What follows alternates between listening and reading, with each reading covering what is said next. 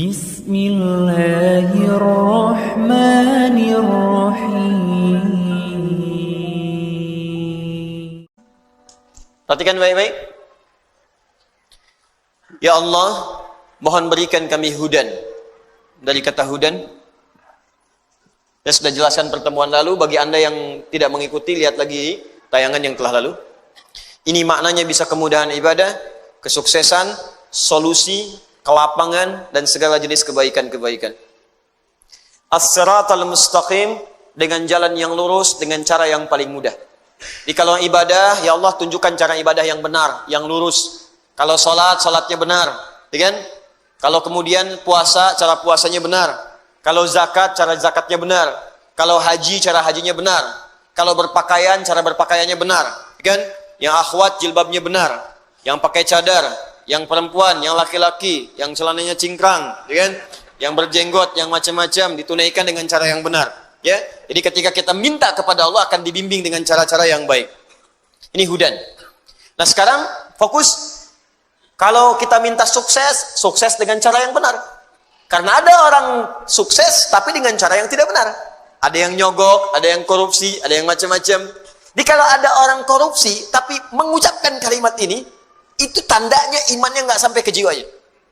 Ya aneh, ihdinas siratal mustaqim. Ya Allah, tunjukkan kami cara sukses yang benar dengan jalan yang lurus. Habis itu nyogok. Habis itu korupsi. Habis itu nipu. Berarti ada yang salah dalam sholatnya. Ada yang tidak tepat.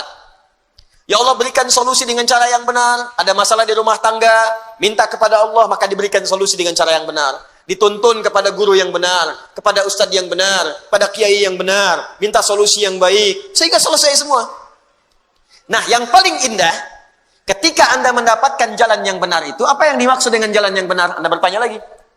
Maka diteruskan oleh Allah, yang dimaksud dengan as-sirat ini, jalan yang benar ini, kalau ingin sukses, jalannya mesti benar. Kalau ingin ibadah, jalannya mesti benar. Kalau ingin ada solusi, jalannya mesti benar. Yang dimaksud jalan yang lurus dan benar itu, turunlah kalimat selanjutnya.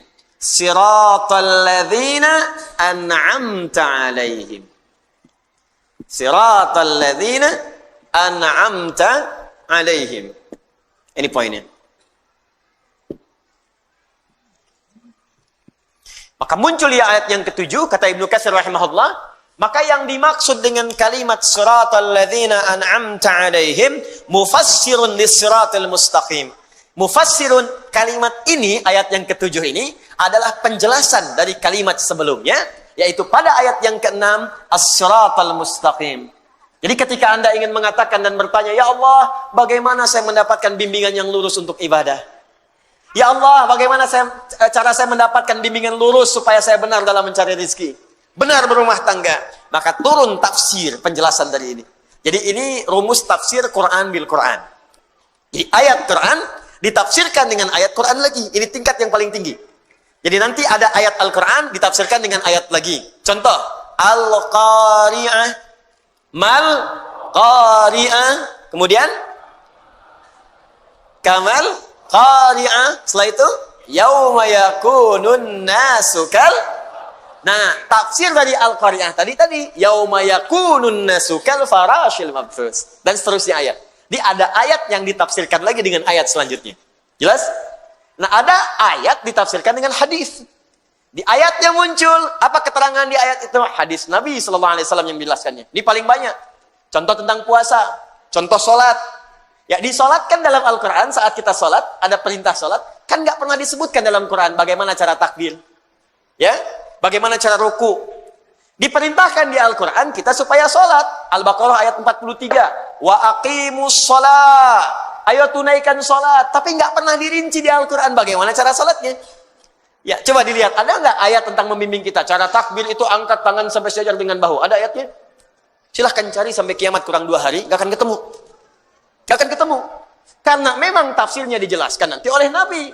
Peran Nabi untuk menjelaskan itu semua lewat hadis Nabi SAW. Karena itu ada hadis tentang fikih sholat. Cara bertakbir, cara niat sebelumnya, cara menghadap kiblat, bahkan cara wudhu sampai dengan kita sholat dengan sempurna.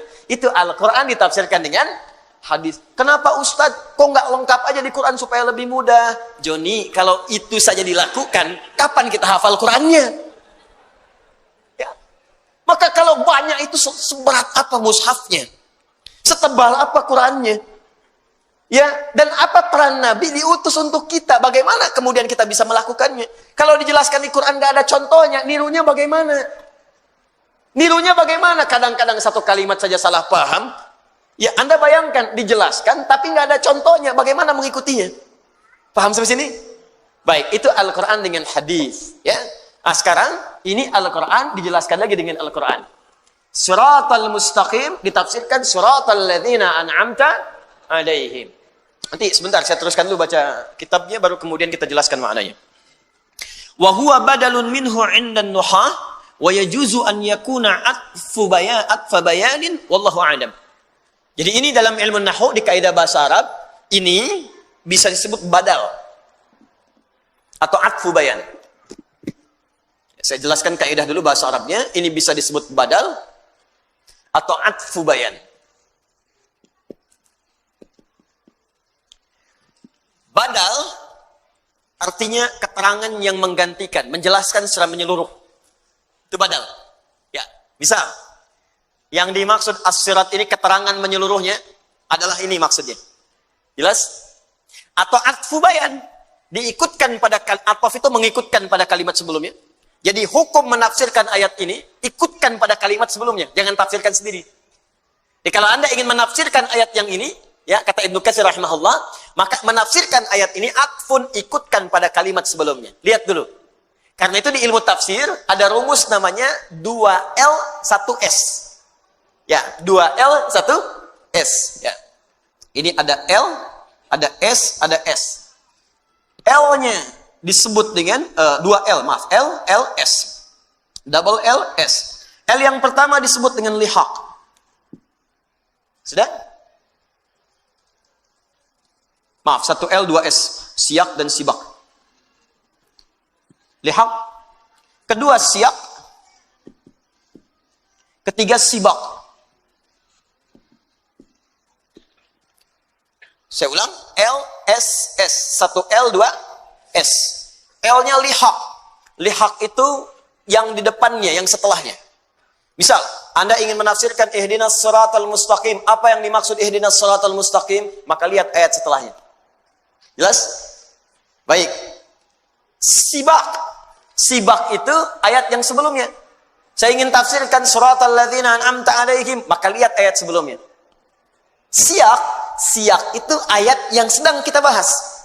Misal, ihdinas siratal mustaqim. Ketika kita ingin menggali makna ayat ini ayat yang sedang kita bahas namanya siyak. Kaitan dengan ayat sebelumnya disebut sibak. Kaitan dengan ayat setelahnya disebut dengan lihaq. Secara singkat, kalau ingin menafsirkan Al-Quran, jangan sembarangan baca satu ayat, langsung Anda pahami maknanya. Tidak. Anda harus memahami dulu kaitan dengan ayat sebelumnya. Al-Baqarah ayat 7. Ingin Anda pahami maknanya, lihat kaitannya dengan ayat ke-6, ke-5, ke-4, ke-3, ke-2, ke-1 sampai Al-Fatihah. Lihat kaitan dengan setelahnya, ayat 8, 9 sampai dengan An-Nas. Itu baru kita akan menemukan penafsiran yang sempurna. Paham? Baik. Jadi ketika Anda ingin menafsirkan yang ini, atfun. Ini diikutkan kepada kalimat sebelumnya, bayanun, statusnya menjelaskan kalimat yang ini. Secara singkat, paling gampang, ini ayat menjelaskan ayat sebelumnya. Itu maksudnya. Kalau panjang-panjang kemana, itu maksudnya. Ya. Saya kenapa bahas ilmu nahu dulu, kaidahnya, supaya kita nanti kalau menemukan yang seperti ini, bisa memahaminya dengan baik. Ya, belajar 25 tahun kalau nggak dibahas kan sayang gitu. Baik. Sekarang kita tafsirkan per kalimatnya. Walladzina an'ama Allahu 'alaihim humul madhkuruna fi suratin Nisa. حيث قال تعالى ومن يطع الله ورسوله فأولئك مع الذين أنعم الله عليهم من النبيين والصديقين والشهداء والصالحين وحسن أولئك رفيقا. Sekarang fokus baik-baik. Lihat sini. Saya akan mulai jelaskan tafsirnya dan di sini kita akan mulai serius memahami maknanya. Ya Allah, kami ingin mendapatkan kemudahan dalam ibadah, kemudahan dalam mendapat rezeki, kemudahan mengatasi persoalan, maka bagaimana cara kami mendapatkannya? Maka Allah turunkan ayat siratal ladzina an'amta 'alaihim. Kalau kalian ingin mendapati itu semua, maka mohonkanlah kepada Allah semua jenis kemudahan yang telah Allah berikan kepada orang-orang sebelum kalian. Yang mendapatkan kemudahan itu begitu nikmat. Kalau terjemah biasa, ya Allah, berikanlah kepada kami jalan yang paling nikmat seperti Engkau telah berikan kepada orang-orang sebelum kami. Jadi kalau Anda ingin ibadah, dibimbing oleh Allah dan nikmat ibadahnya. Ada orang memang benar ke masjid, tapi ibadahnya belum nikmat. Subuh jam 4 lewat 6, jam 4 dah ke masjid, tapi begitu subuh nggak nikmat. Allahu Akbar. Ada yang puasa, ikut puasa sunnah, mulai puasa sunnah, cuman belum nikmat. Ya, sahur bareng-bareng. Akhi, hari ini buka jam berapa? Masya Allah, baru sahur dan hanya buka. Ada yang baca Quran, cuman belum nikmat, baca aja. Ya. Ada yang baca satu ayat nikmat gitu. Yasin, buka tafsirnya. Satu ayat tapi nikmat gitu, Pak. Ya. Ada kan Yasin wal Qur'anil hakim innaka laminal mursalin. Memang lancar, khatam, tapi kenikmatannya enggak kerasa. Ada yang Al-Kahfi, alhamdulillahilladzi anzala, baca satu ayat nikmat. Ada yang 10 menit sudah selesai Al-Kahfi. 110 ayat. Ya. Tapi kenikmatannya nggak ada. Ada yang cuma satu ayat tuh nikmat banget. Nun. Ya. Tafsirnya. Masya Allah. Satu ayat. Jadi ada orang-orang yang mendapatkan itu begitu nikmat.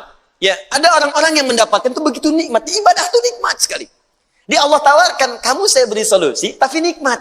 Kan ada orang yang dapat solusi, tapi caranya kan nggak enak. Anda mau ke Alexan ke sini, Anda cari jalan, ya. Saya mau tanya pada Anda, pilih mana? Jalan yang berliku atau jalan yang lurus sampai ke tujuan? Lurus. Pilih mana? Lurus tapi macet, berliku tapi lancar. Hah? Tuh. Pasti aja tuh. Lurus tapi lancar, ya. Baik, ada yang lurus tapi macet, ada yang lurus tapi lancar. Nikmatkan yang lancar kan? Tapi ada yang paling dahsyat, lurus dan macet masih nikmat. Itu yang nggak mudah.